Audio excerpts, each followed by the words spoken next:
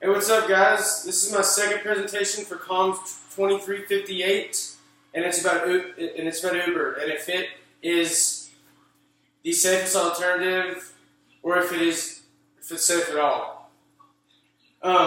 So is Uber really safe to the public? Yes, I believe Uber is safe to the public for the most part. You do have to be smart about it, about who you get in the car with. I will tell you about that in just a little bit. So Uber has become a big business in Lubbock and also all around the world.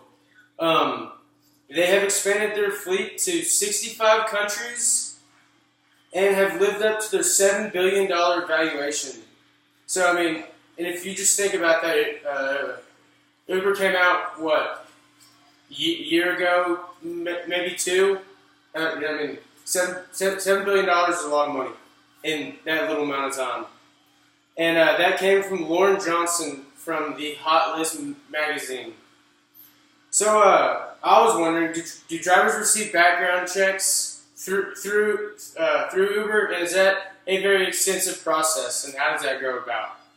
So I looked on their website, and yes, Uber did say that they do go through extensive background checks, and they do look at all their drivers before hiring them.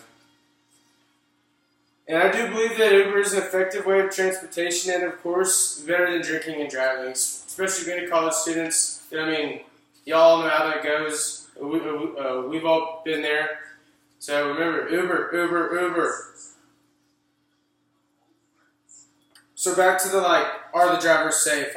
You really just need to keep your head on a swivel. If you feel like the situation is not going like it should, probably not a very good situation, and I will talk about that in just a second because I've had an experience myself.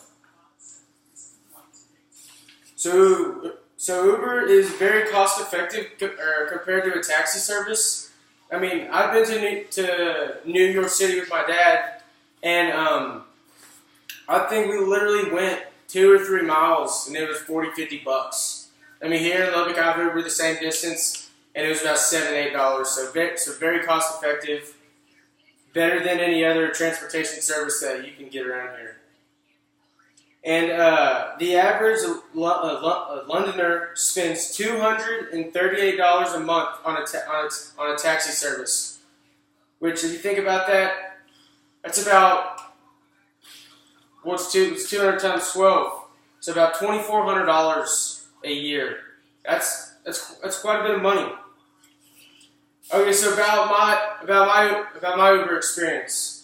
I got in the car with this lady named Tiffany Joy here in Lubbock. It was last semester, probably 2 months ago.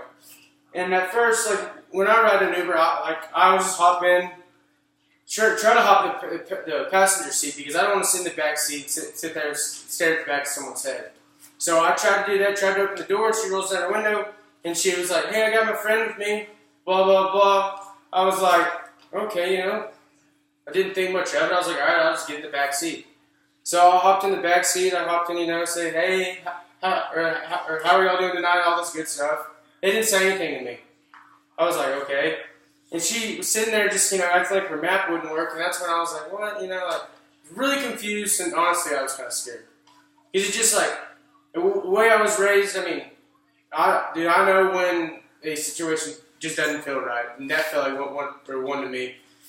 So I was sitting there, and we got about a mile down the road, and I turned around, and there's a guy passed out in the back seat. He's sleeping. So I was like, what the heck? So I immediately asked her, I said, hey, pull over. Please pull over, I'm getting out of here. So she pulled over, and I got out of there. But I was thanking the Lord that it happened to me, and it didn't happen to a girl. It wasn't a girl that was riding alone. And also, another thing that I think that they need to do in Lubbock is if you're able to match, say you're a girl and you're riding alone, you can match with a woman driver. I think that's a lot safer.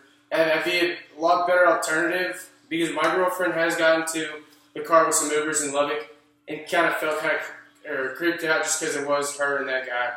But thank y'all for sharing this time with me, and I hope y'all have a good weekend. Thank y'all.